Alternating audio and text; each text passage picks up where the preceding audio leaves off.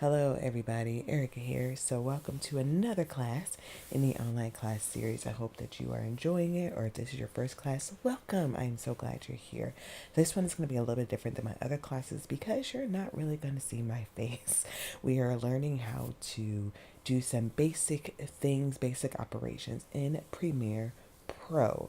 And so this is going to be a screen record with a voiceover as I'm doing it. So just make sure you follow along. If you do not have Premiere Pro right now, you can go to the Adobe website and sign up for a free trial so you can see if this is the program for you. There are a lot of different programs. This is just a program that I use. I do pay every month to have the Adobe Creative Suite. That is what works for me because I use a lot of the programs, and so it just ended up being cheaper that way instead of buying each individual program. So I do use the Creative Cloud, the Creative Suite, so that is what I use. But no matter if you want to do a trial for the Creative Cloud or just for Premiere Pro, you can do that. So get all that set up, get it open. Make sure you have your charger for your computer, or your if you're using a laptop or you're on a computer, and we will get started.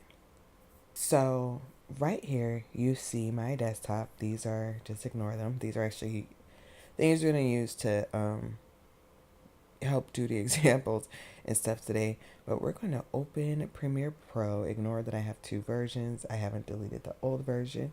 Right now, I'm using 2019 version. I do need to update it. So do make sure you update your programs when it's time for them to be updated. All right, so when you open Premiere Pro, you will get this screen. And so what we're going to do, we're going to do new project, and then we're going to title this one PP class. PP stands for Premiere Pro, not anything inappropriate. It stands for Premiere Pro. It's important that you name it so that you stay organized. Then we're going to go to Browse right here. And I'm right now just going to save it on my desktop in a new folder called Premiere Pro class, and you'll see it created on my desktop right here, and then just press OK. The next thing I'm going to do real quick is one of the key things to Premiere Pro is making sure you stay organized. So since these are the items we're going to use in the class today, I'm actually going to highlight them and put them in this folder. This is important because when you're working in Premiere Pro, you start to import things, and let's say you save it and close it out, and then, so I'm working on my laptop right now, and let's say I wanted to go to my desktop. If I tried to open this project on my desktop, on my desktop, it would open, but it would say that it can't find the files because the files may be all over the place, because it's going to look in this folder because that's where we saved it. So it's just better to have everything in one folder. So the first thing you're going to do is you're going to import your media to start. There's a couple ways you can import. I just like dragging and dropping, to be honest with you. So I'm going to go to my desktop in my Premiere Pro class. I am on a Mac. So if you are on a Windows computer or a PC or anything else like that, your might look a little bit different. So I am on Mac. I forgot to mention that before, so I apologize. But we're going to just highlight all of these. So we have two pictures and two videos. The pictures are JPEGs and the videos are the MP4s, and we're going to just drag them over. And they're right there. Now, the first thing that we're really going to talk about is organizing footage. So we already transferred. You can go up to File and import right here if you need to search for a file, or import recent file, and you can see there are the two pictures and the two videos right there. And I'm sorry my menus are cut off up there, but just know the first one is File. So if you have a lot of footage, a lot of pictures, a lot of titles, what have you, it's important to organize it in folders. That way you can find things. I've had projects where I've had to scroll and scroll and scroll. So we're going to click new folder, and the first thing we're going to do is name this one pictures, and then we're going to do another one that says videos. Trust me, this is a good habit to get into because it definitely will help. You do have to highlight and drag, so that's just what I'm doing right now. So now my videos are in videos and my pictures are in pictures. Okay, the next thing you need to do is, this is especially important when you're in videos. So this is the setup that I have right up here. If you click on these, it will make your screen look different because you can arrange it to however you want for your editing. I have one that I made called editing because this one is most useful to me when I'm editing. And so when you're editing videos, you can actually double click, and I have mine showing up over here in a preview window, and this allows me to scroll through. Oh, let me mute that. This allows me to scroll through and see, because most of the time when I'm looking at my footage, I'm not going to be using this whole clip. And so if you scroll through, and let's say I just want this computer section right here. This video is actually on my website. It's for my online classes. So let's say I want to start here. This is the beginning mark. So that would say I want that part. And then I would scroll to about here. Let's just do there. And that's the ending. So this is the part of the video that is highlighted.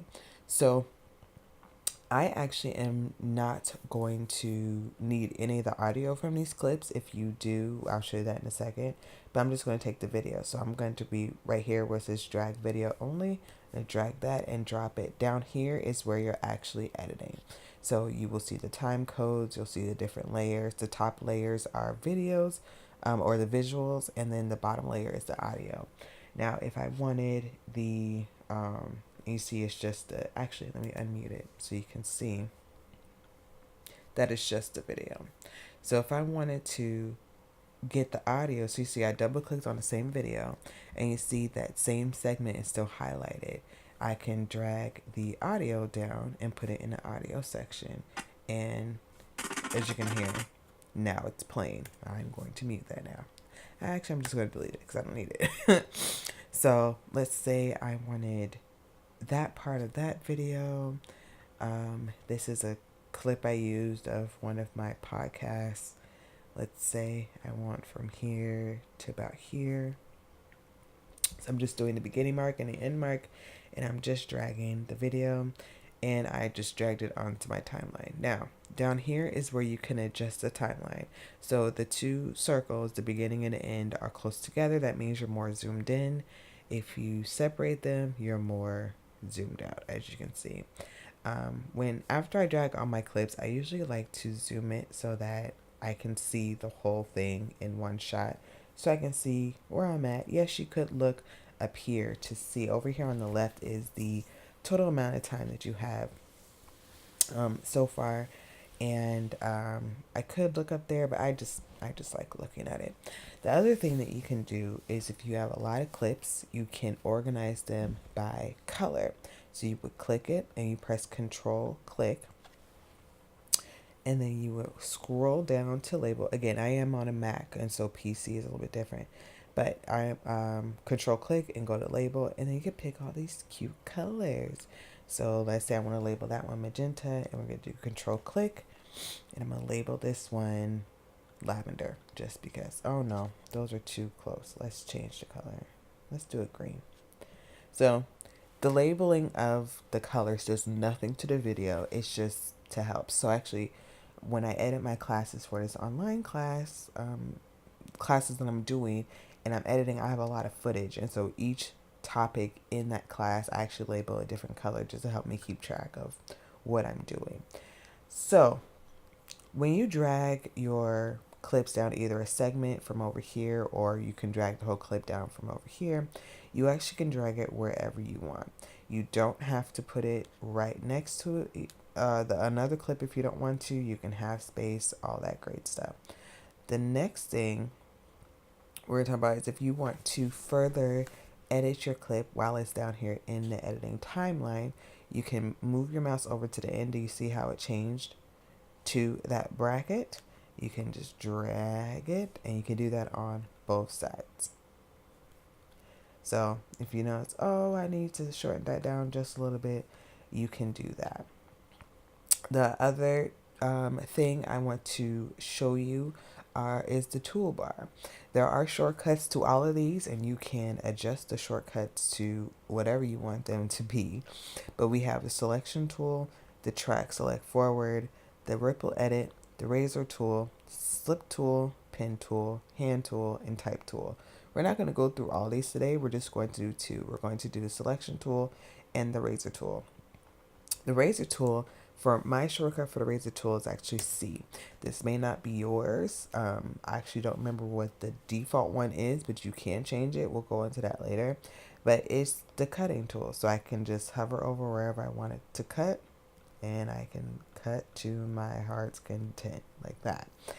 The selection tool, exactly what it says. You can select a piece of the segment of either audio, and this works on audio too. The cut works on audio also. So whether you're doing the audio, a picture, or a video, you can click one of the segments and you can drag it to wherever. This is helpful because if you need to move a clip or move this one over here, move this one over here, move this one over here, move this one up here so it overlaps, you can just move things around. Those are probably the first two that I would say you need to get comfortable with because you will be cutting and selecting a lot. Okay, the next thing we're going to talk about is effects and effects controls. So I am going to I went back up here, double clicked it, and grabbed the audio for this first one. Again, I did cut it so the audio doesn't match up, but there's no talking, so it's not that big of a deal. The other thing I wanted to mention, and I apologize I didn't, but I have the selection tool right now. My shortcut is V, and you can actually select more than one clip or whatever you want at the same time. You just click in an empty area, or you put your cursor in an empty area, you click your mouse and you drag. And so I say that because I'm actually dragging this over, so it gets rid of that space right there. So same for these, I am clicking, putting my mouse in empty space, click and drag. And we can drag over here. So I'm going to press C for my razor tool. I'm going to cut that. V for my selection tool. I'm going to select that and I'm just going to delete it just because I want it just a little bit smaller. All right. So we are going to look at effects and effects controls. So effects, we're just going to look at video transitions, basic video transitions, and basic audio transitions today. I will have another video that goes more into depth into different transitions and effects and things like that. But for basic stuff, you just need to be aware of the basic video transitions and audio transitions. There are transitions you can buy. There are some for free. We will go into all that in a different class. But again, these basic ones, and I will make sure I show you the basic ones because I do have some added ones on here, do come with the program. So you do have basic ones to pretty much do whatever you need to do. I'm going to make this a little bit bigger so you see these lines right here. If you hover over it, you'll get the adjust tool. So I'm just going to make this just a little bit bigger. And then when you do that, you can actually get a preview of what this was. This does look all the same because it is pretty much, but if you had different clips of different footage, you would be able to look at the different previews. Okay, so we're actually going to expand the audio one also, and actually let's start with the audio because that's quicker. So audio transitions, we're not going to get into audio effects. A lot of these are, I want to say, no, not all of them. A lot of these are built in. So you can do a lot with the audio, but we're not going to do that today.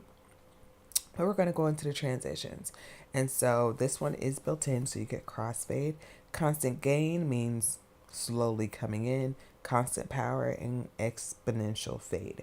So constant gain is what I like to use at the beginning because it's not such a harsh start. So actually, let me delete that so you can listen to how it starts off. I forgot I muted it. My computer otherwise. Let me say this. You can mute right here. This means mute. Let's say you had a lot of audio tracks and you wanted to just hear this one. You could just press S. S means solo track. It wouldn't mute the other ones, but it would just play that one. So let me unmute my computer so you can hear it. All right. So you see how it just starts abruptly. So I'm going to put the constant gain on that, and we're going to hear the difference. So So you see, it just sounds more professional. It's easier on the ears, things like that. You can adjust the constant gain.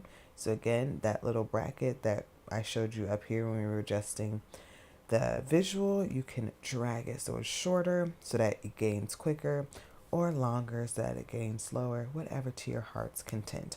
I will show you how to adjust this in the effect controls also in 1 second. This also goes for, and I'm adjusting my timeline, the exponential fade. So it just fades out. Again, I'll let you hear it actually. So it's kind of abrupt, but exponential fade, it just sounds more professional, it's easier on the ears, and it's more of a signal that says, yeah, so we're ending now. You know what I mean? So same thing with this one, you can adjust it back and forth. Constant power. Now, constant power, we're actually going to go back to this one, and we're going to put the audio from this one on there. I'm actually going to delete exponential fade for right now. I use constant power. Actually, let me just say this. So I'm going to shorten this right here because you can see how the waveforms are higher right here and not so much right there. For this example, I actually need to be able to hear it. So we're just going to just delete that. And so let's hear how it sounds with just the audio from the laptop, which is the music. And then this is me talking on this other one. So you hear how it just abruptly went. We're going to turn that one up so you can hear it a little bit better. It just kind of abruptly goes from one thing to another. And so that is where we're going to go back to effects. The constant power will come in. Constant power is like a fading where one fades into the other. So it's more of a gradual sound. And this is helpful when you are going from one distinct sound to another one. So did you hear how it faded into the other one and it wasn't as harsh? So constant power is another one that I use because, it just makes it sound better, especially when you're switching from one thing to another. I use this type of scenario like when I do intros for classes or videos, they will usually have music and then usually it's me talking. So I usually have a constant power in between these two. There are other ways to get this same effect, but this is just a pretty straightforward, pretty quick way to get that done. So we are going to go into transitions now. I'm actually going to mute this because it's loud. So I'm actually going to move this one. I'm going to bring this one down. And we're going to work right here at the beginning. And it's just easier to see and to notice because they're two different colors. So that's why I moved those around. Okay. So we're going to go into video transitions. Again, there's a lot of video effects. You can play around with those at your leisure. But we're going to go in transitions. So all of these right here, it's saved. Yeah, that's one thing I do like about Premiere, that it does save. Command S on my Mac saves, and I want to say Control S. I'll put it on the screen. I'll have to look what the commands are for saving on a PC. But make sure you save, because sometimes Premiere does crash. Sometimes Adobe in general crashes. And the more you save, the less likely you'll have to redo what you did if something crashes. So these, back to the transitions, are the built-in transitions. You can go through these and play around with them, but we are going to look at dissolve. Dissolve is one of those nice, simple transitions that you can start out with. They look nice and they get the point across. Additive dissolve is a dissolve between two clips. And these clips are kind of short. Actually, let me lengthen these just a little bit. We're going to move those over. Move this one over. Move this one out. Move this one out. So just a little more. There we go. So it doesn't like cover the whole thing. Additive dissolve is when it dissolves one video into the other one. Actually gives a little bit of a flash. Let's see if we can see it, because the other one has white. You kind of saw it a little bit. Let's see if we can So that first one right here, that is not part of it. That is part of the video. But the flash for the additive was like, you see how it's kind of blinking right there? That's where it is. And then it also fades because you notice how the to go to class is actually from this video, but you see it over this video. And we'll adjust this in a second when we get to effect controls. But it has just a little flash. It works really well when the videos are not white like this one is. Cross dissolve, it's just dissolving. That's all it is. It's pretty much the additive dissolve without the flash.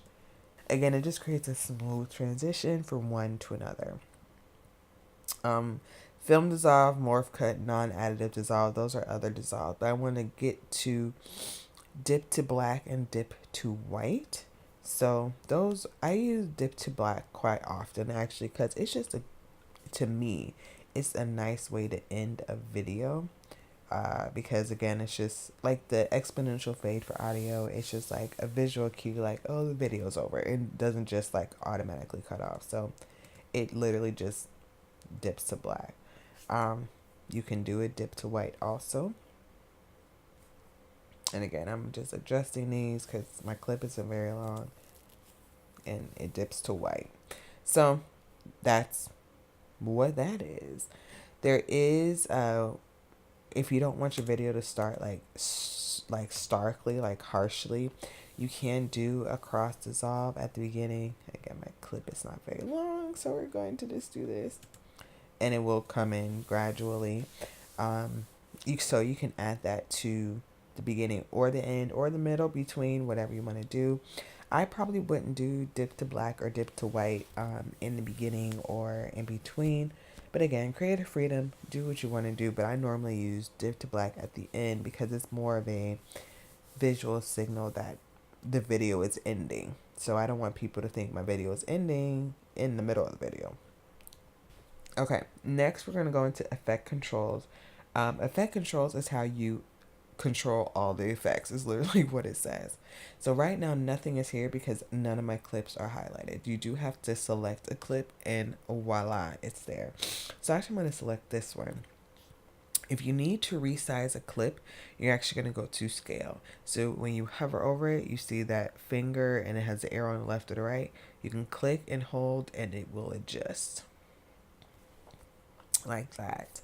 You can make it so that it gradually gets larger, smaller, whatever you want to do. You just need to use the points. So you would drag your cursor to wherever you want it to start. And actually, let's go back to 100 where it was.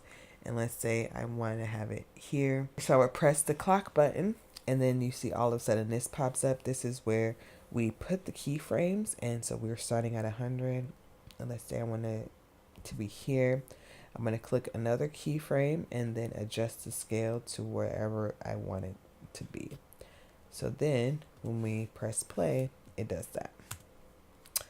And by the way, I am starting and stopping my timeline with my space bar. Again, I don't remember what the default is, so I apologize, but that is what I set mine to be. So that's how you do that. And that's actually how you can adjust all of these. Any of the ones in the effect controls that have this clock next to it, you can press that clock and then press the keyframes and you can make it do whatever you want it to do at that time. So scale is larger or smaller. Position is this is X and this is Y. So X is like, we did the graphs in school. So X is horizontal and Y is vertical. Okay. And so same thing with the keyframes. Well, I moved it now, but let's say I wanted it there, put a keyframe right there. Let's say I want the ending one to be here, put a keyframe. Let's say I want it to move up and then over to the right. That's how I wanted it to end. So then, it does everything. So it did the scaling that we did and the position. You can rotate it. Anchor points go with the rotation. You can make it flicker. You can adjust the opacity. Again, that's how opaque it is. So how, if you want it all the way opaque or not really. Blending mode, you can play around with all of these. We're not going to get into it today, but if you want it to look kind of dissolved, you can't really tell right now, or any of these, you can play around with those, but those go with the opacity also. Time remapping is how fast you want the clip to be. You can adjust it here. We're not really going to get into that. That will be in another video. There's another way you can adjust the time remapping, but you can just, I would just suggest playing around with these to see what they all do and get comfortable with them, either in a project you're actually editing or just when you're practicing on your own. So, all right, so we have this wonderful video, quote unquote wonderful video. Let's just put these over here. And we're going to shorten this. All right, so we have a 5-second video. Let us watch our creation. Oh, let's go to effects, audio transitions. Let's do exponential fade. And then let's do dip to black just because. All right, let's do additive dissolve at the beginning just because. And let's watch our creation.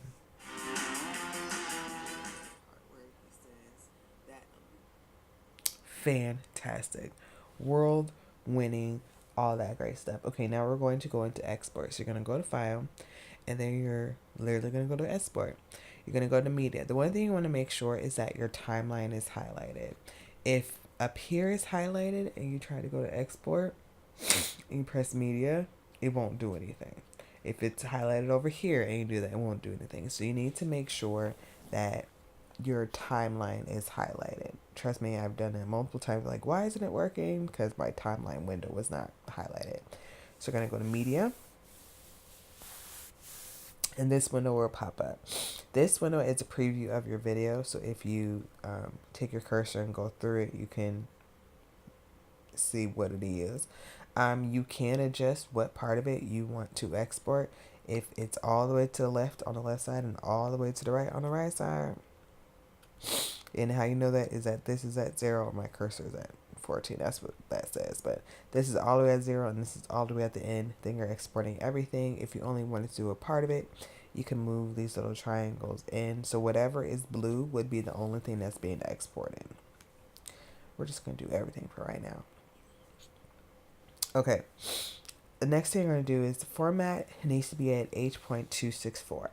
All these other things are other formats that you will use for different reasons, but just keep it on this. It's fine. I know it might be tempting to put it on MP4, which I thought this is MPEG-4. Just keep it on H.264. You want to match the high bit rate, so I would leave that alone. Not necessarily any reason to put comments unless you want comments for some reason. And I clicked on it, sorry. Output name. I would click this and rename it. This is going to automatically pull whatever the first clip you put on your timeline. That's what it's going to name it. I don't know if you saw that, but the to go to class, that's the name of this video that's on my website.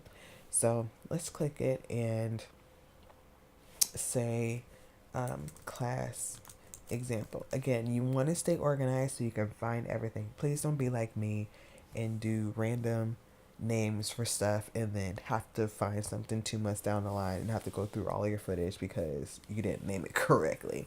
But as you can see, even though we had the H.264 up here, it's still an MP4 right here. So it's totally fine. That's why you don't need to mess with that. But we're going to do class example. We're saving it in our Premiere Pro class folder. And you're going to press save. Here, this is where you would see the width and the height of your video. You can change that, which I forgot to go through, so apologize, but as soon as we finish this, I will show you how to do that. But this is where you make sure that the dimensions of your videos what you want them to be, the frame rate and everything. This is what will be the frame rate of the video that you recorded. If you want to learn more about frame rate, you need to look at the DSLR class, videographer DSLR class that I have. We're not really going to go into it today. All right, I always click render at maximum depth. To me, it just makes the details more detailed and just makes it more pop. I guess it's not necessarily necessary, but it's just what I like to do.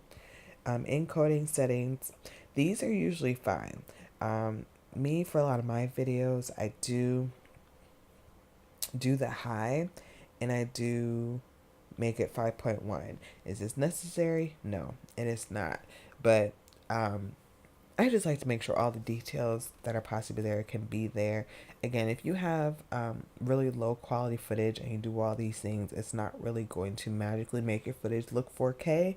It's going to work with whatever you give it. So you can still do it if you want to. Target bit rate, again, this is a details thing. I usually do between 12 and 15. So we're just going to do 12. Other things I don't click. Again, down here, I do use maximum render quality because, again, just trying to give it the best quality possible. And then you're going to press export. The export time will depend on how long your clips are, on how many effects you have, how many transitions you have, how many audio layers you have, and the quality of your video. So this didn't take long, as you see, because this was a screen record from my phone, and then this was like a 10-second video. When I'm editing footage for my camera, I have one camera that's 4K and one that's not. Of course, the 4K footage is going to take longer to render, so just keep that in mind. Okay, this is what we call a sequence, and so if you wanted to change the size of your video or to double check it before you export it, you would go to sequence, which again, I apologize, you can't see up here, but right here is the Premiere Pro, then it's File, Edit, Clip, Sequence. You're going to go to Sequence Settings, and this right here is where you can change your dimensions of your video. So right now it's 640 by 360 because it takes on the sequence settings of your first clip. This was the size of my first clip because the space on my website that it was on is not very big. And so I didn't need to make it very big. And so it takes on the settings of your first clip. So let's say I wanted to do 1280 by 1280 or 1920. Those are the, look up whatever ones you want, whatever dimensions you want your video to be, wherever you're going to put your video. You can look at the dimensions that it is, but we're just going to change back to 1280 just because I like 1:1. You can click maximum render quality and maximum bit depth here if you want to, and just press OK. It's going to say that, just say okay, it's fine. So as you can see, now my settings are now 1280 by 1280, but you see that my footage size stayed the same, so I actually need to go through and do effect controls and adjust the scale so that it fits. Just keep in mind that it may not fit vertically, but it may fit horizontally. You can lift this up. So I selected it with my selection tool and lifted it up, and you can put something underneath it. Actually, let's just click this one and put it underneath it so you can see. And then of course, well, that has the dissolve on it, so I'm going to delete that for a second. But whatever is on top gets shown on top. Whatever is underneath gets shown underneath. And so I could do this. So I increased the size of it and just made the background, whatever you want to do. But just keep that in mind. Whatever is on top will be shown on top. And then we can adjust this one to, so once you change the sequence size, you may have to adjust your clips.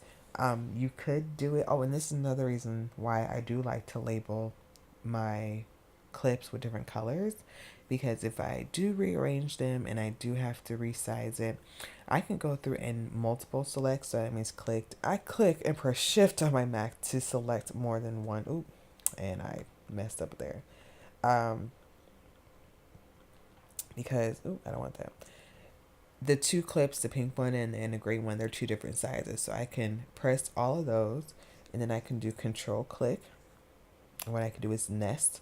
So it makes it into one sequence, and it creates a nested sequence. And then actually I can adjust the size of all those at the same time. Now nesting, you just have to make sure that you really want all of those to be together. So you can't nest it and then adjust it and then like unnest it by pressing the undo button, because it will undo all your changes. So just be careful of that. But if you do have, like I was saying before, if you do have two different clips, let's just move this over.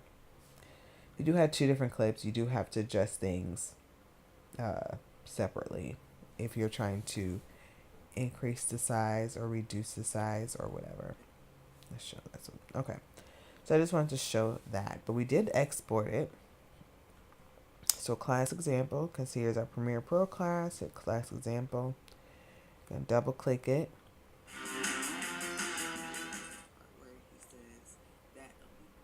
Beautiful. Awesome. Great, great, great. And again, always save. It will save. And then you can quit Premiere Pro because we're done. So that is it. Hopefully this gave you an inside basic look to Premiere Pro. I do love Premiere Pro. It is what I use exclusively to edit.